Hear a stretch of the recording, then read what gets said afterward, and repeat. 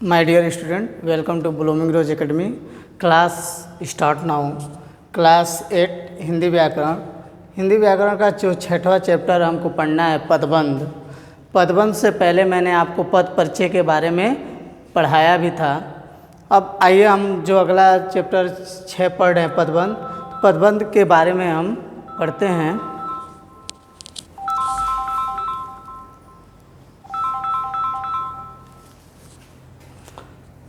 हम लोग पदबंध के बारे में पढ़ते हैं। पदबंध क्या है, यानी तोड़े तो दो शब्दों से बना है पद और बंध, यानी जो पद क्या है बंधे हुए हैं।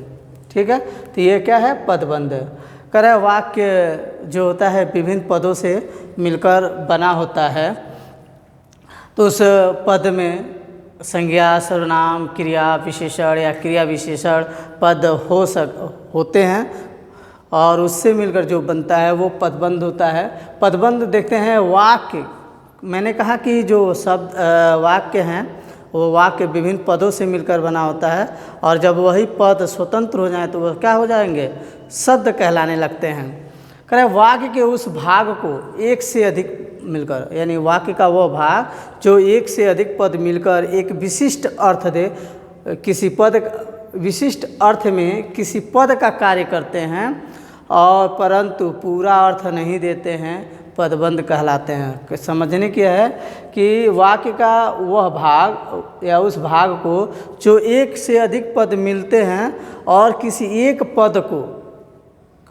पद के लिए विशिष्ट अर्थ देते हैं, यानी एक से अधिक पद होंगे लेकिन किसी विशिष्ट अर्थ वाले एक पद को डिनोट कराते हैं, संकेत करते हैं, लेकिन पूरा अर्थ नहीं देते हैं, उसे ही हम क्या कहते हैं, पदबंध कहते हैं, पदबंध कहलाते हैं।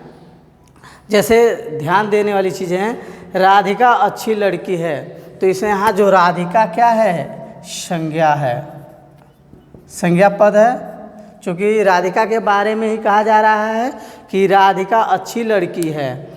कह रहा है कि यही दूसरी चीज जो एग्जाम्पल है, कक्षा 8 में पढ़ने वाली राधिका अच्छी लड़की है, तो यहाँ क्या है, राधिका है, तो ये संज्ञा है, और इस संज्ञा के पहले जो कक्षा 8 में पढ़ने वाली लड़की के बारे में कहा जा रहा है, तो ये क्या कहला जाएगा, यही जो पद है, यानी कह रहा है ना एक से अधिक पद, एक विशिष्ट अर्थ किसके लिए दे रहे हैं, राधिका के लिए दे रहे हैं, यानी संज्ञा के लिए दे रहे हैं, तो इसीलिए यह कहा जाएगा, यह पूरा जो अब मिल के होगा कि कक्षा 8 में पढ़ने वाली राधिका हमारा यहाँ पे कहलाएगा संज्ञा पदबंध।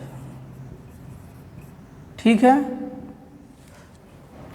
अभी ऊपर एक मैंने उदाहरण बताया था कि राधिका अच्छी लड़की है, तो यहाँ जो अच्छी लड़की की जो विशेषता बताई जा रही है वो क्या है, राधिका है, राधिका के बारे में कहा जा रहा है। लेकिन कह रहा है कि राधिका एक विशिष्ट अर्थ में यदि इसको बताने के लिए एक से अधिक पद इसके बारे में कोई अर्थ दे, जैसे यहाँ मैंने कहा कि कक्षा 8 में पढ़ने वाली राधिका, यानी राधिका के बारे में कहा जा रहा है कि वो कक्षा 8 में पढ़ने वाली है, वो क्या है, एक अच्छी लड़की है।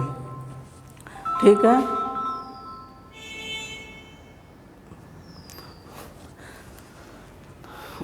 पढ़ने वाली है, तो ये हमारा क्या है, संज्ञा पद का। चूँकि ये जो पद है कक्षा 8 में पढ़ने वाली, ये जो पद है वो राधिका के बारे में बता रहे हैं, तो इसलिए संज्ञा पदबंध कहलाएंगे। ठीक है, तो यही हमारा क्या कहलाता है, पदबंध कहलाता है। अब वो संज्ञा है तो संज्ञा पदबंध कहलाएगा।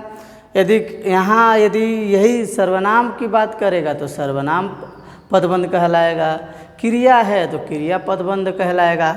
ऐसे ही यानी वह कि संज्ञा की या तो के लिए कहेगा वो पूरा पद होगा, चाहे सर्वनाम के लिए, चाहे क्रिया के लिए, चाहे विशेषण के लिए या क्रिया विशेषण के लिए। तो ये हमारा पदबंध था। अब देखना है जो पदबंध के प्रकार, तो पदबंध 5 प्रकार के होते हैं। पहला जो पदबंध है वह है संज्ञा पदबंध। क्या है, पहला जो है संज्ञा पदबंध है। दूसरा कौन सा पदबंध है, तो सर्वनाम पदबंध है। जो तीसरा है हमारा विशेषण पदबंध है।